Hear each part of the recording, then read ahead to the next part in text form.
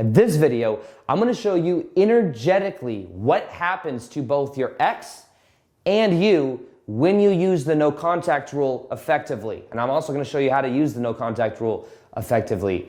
And the first thing you need to understand about this process is that the no contact rule is so powerful because what it allows you to do is it allows you to bring your energy back into your own body.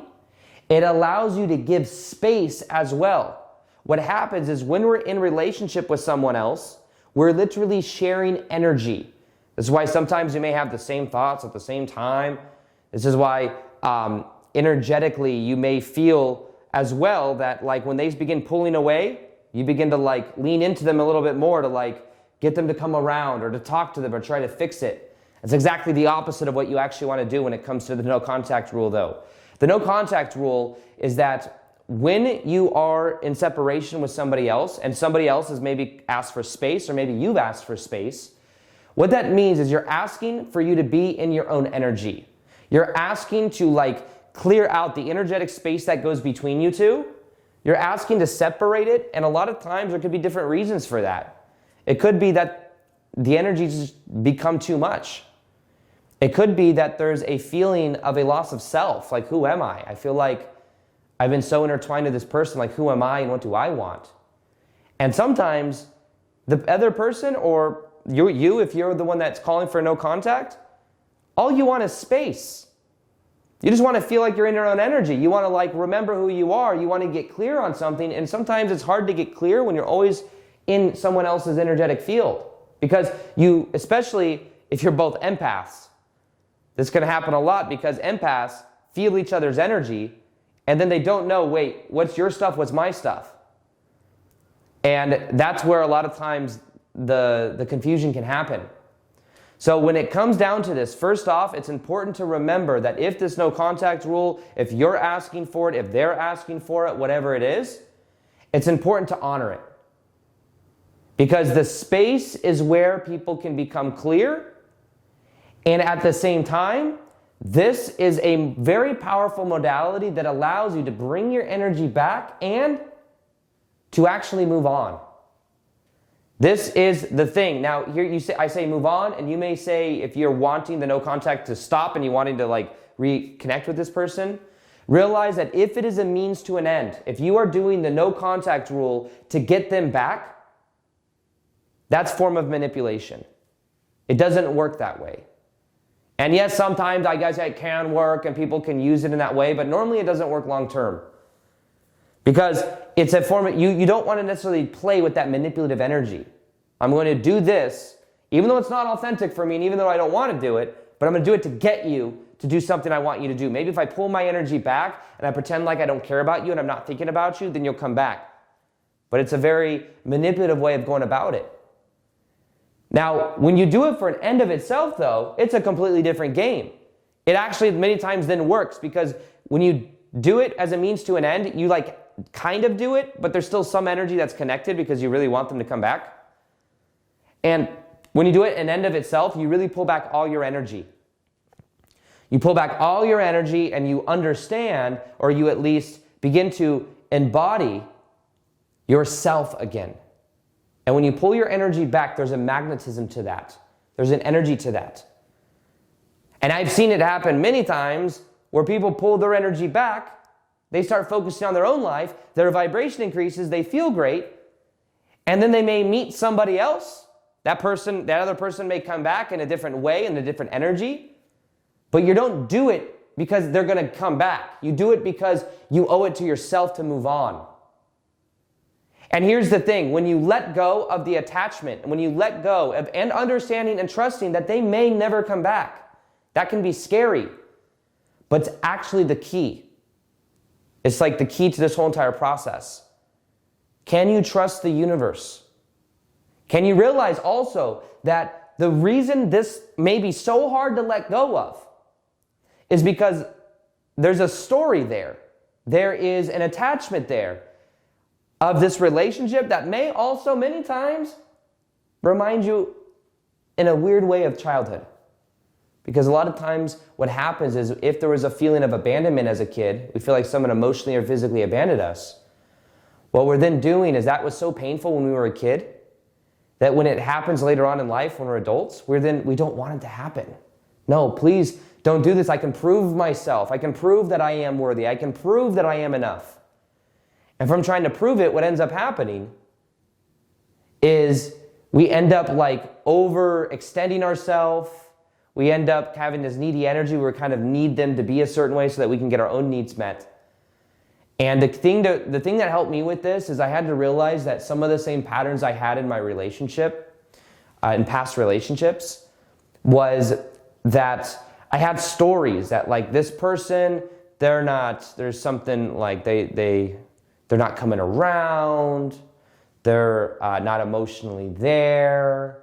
I had stories that were where I felt like deep down, like maybe it's my fault. Maybe if I was good enough, it wouldn't have happened. Then I realized that this went a lot deeper than the ex-person. This went all the way back down to mom and dad, where there was emotional distance that was felt, and there was like, there's something wrong with me. It's my fault. Maybe if I was better, maybe they wouldn't have divorced if I was like, I acted better, or this thing didn't happen. As little kids, we internalize everything. And the thing that I had to realize that made letting go and moving on so much easier was I had to realize it wasn't my fault. It wasn't because I wasn't worthy. It wasn't because I wasn't good enough. And in the same way it wasn't for that relationship, I had to realize that between my mom and my dad as well, it wasn't my fault that they weren't emotionally present. It wasn't my fault that it wasn't because I wasn't good enough.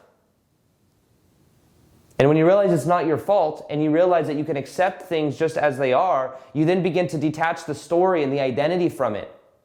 Because what I was doing is I was trying to prove it. Oh, it's my fault. I felt guilty. Even maybe moving on, I felt guilty if I would have moved on from like an ex-partner or something. Because then I'd be leaving them behind, or, I could talk them into it and let them see my value, my worth. This is really what this is about, by the way. This is a deeper core thing. And when you realize it's not your fault, when you start to let go of the unworthiness and the shame is the belief I'm broken, there's something wrong with me. When you let go of that and you start being more vulnerable and expressing the real you, that's when a lot begins to change. For a long time in past relationships, I was in kind of this no man's land where it was like we'd be in like these relationships off and on, afraid to really move on. And eventually what I had to do is we kind of decided together that we were going to go no contact. And that actually helped us move on. And not only that though, that allowed me to really go into myself and come back to my own energy and to understand my own worth. Before that, I did not understand my own worth. I'd have friends and other people telling me, Aaron, what do you mean you have trouble with this? It makes no sense. You have a big YouTube channel. You have this, you have that. You have everything that should be working for you, but I still felt blocked. Why? Because deep down there was a shame. There's a belief that there's something wrong with me.